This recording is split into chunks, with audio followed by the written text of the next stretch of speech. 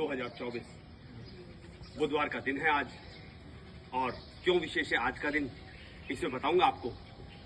एक 28 साल का नौजवान जिसका जन्म हुआ 31 जनवरी 1923 को और वो उसका निधन हुआ 3 नवंबर 1947। मतलब सिर्फ 28 साल की उम्र में वो नौजवान चला गया। उसका नाम था मेजर सोमनाथ शर्मा। मेजर सोमनाथ शर्मा का जन्म कांगड़ा जिले में हुआ था, हिमाचल के, और उनकी मृत्यु हुई बड़गांव, कश्मीर में। बड़गांव में आजादी के 3 महीने के अंदर अंदर ही, मतलब तकरीबन 3 नवंबर 1947 में कश्मीर के ऊपर हमला कर दिया पाकिस्तान के उग्रवादी समूह या कबायली सेना ने जब आक्रमण किया तो भारतीय सेना की 3 टुकड़ी वहां भेजी गई उसको प्रोटेक्शन करने के लिए। उनकी ड्यूटी थी बड़गांव जिले में एयरपोर्ट के ऊपर। जब दोपहर में 2 बजे तक कोई हलचल नहीं दिखाई दी तो 2 टुकड़ी वापस श्रीनगर की तरफ आ गई। सिर्फ एक टुकड़ी जिसका नेतृत्व मेजर सोमनाथ शर्मा कर रहे थे, उनको वहां छोड़ा गया और उनको कहा गया कि 3 बजे तक आप देख लीजिए, उसके बाद कोई हलचल ना हो तो श्रीनगर आ जाइए। लेकिन जब 2 टुकड़ी चले गई तो अचानक 2:30 बजे उन्होंने देखा कि जो रिहायशी इलाका था, जो पब्लिक एरिया था, उस तरफ से उनके ऊपर फायरिंग शुरू हो गई।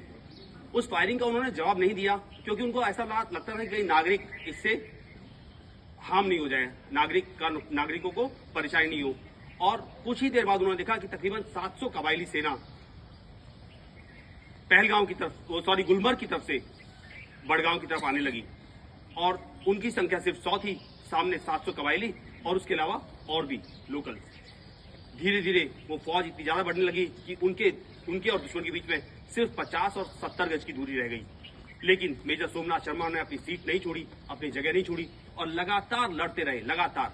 इवन मैं बताऊं आपको कि इस अभियान पे जाने से पहले उनके बाएं हाथ में प्लास्टर बंधा हुआ था क्योंकि एक खेल के मैदान में खेलते वक्त उनके हाथ डैमेज हो गया था। लेकिन उन्होंने उसके बावजूद भी एक्सक्यूज नहीं किया कि नहीं मेरे को मत भेजो, मेरे हाथ में प्लास्टर बंधा हुआ है। वो वहां गए, उन्होंने कहा जो मैं कर सकता हूं वो तो करूंगा ही ना। तो उनका काम क्या था कि जितनी भी सैनिक काम कर रहे थे उनको गोला बारूद पहुंचाना, उनकी मशीनों को रिफिल करना, ये उनका काम था। जब वो गोला बारूद पहुंचा रहे थे तो अचानक उस गोला बारूद के ढेर के ऊपर एक बम मोटर फंस गया और मेजर सोमनाथ शर्मा चित्रे करके उड़ गए। बहुत मुश्किल हुआ उनके शरीर को पहचानना, जो 3 दिन बाद रिकवर हुआ। लेकिन उनकी पहचान हुई उनके जो गन का जो लेदर का पाउच होता है उससे, और उसके अलावा उनकी जेब में एक गीता रखी हुई थी उससे। मेजर सोमनाथ शर्मा को मरणोपरांत परमवीर चक्र दिया गया। परमवीर चक्र पाने वाले और भी बहुत लोग हुए, लेकिन आपको बताना चाहूंगा कि मेजर सोमनाथ शर्मा पहले भारतीय थे जिनको आजाद भारत में परमवीर चक्र दिया गया। तो परमवीर चक्र उनकी मौत के 2 साल बाद अनाउंस हुआ था, लेकिन सबसे पहला परमवीर चक्र मेजर सोमनाथ शर्मा को दिया गया था। एक बहुत अच्छी एनर्जी हो हम सभी के प्रति, देश के लिए कुछ अच्छा करने का भाव हो। आपने मुझे सुना, इसके लिए बहुत बहुत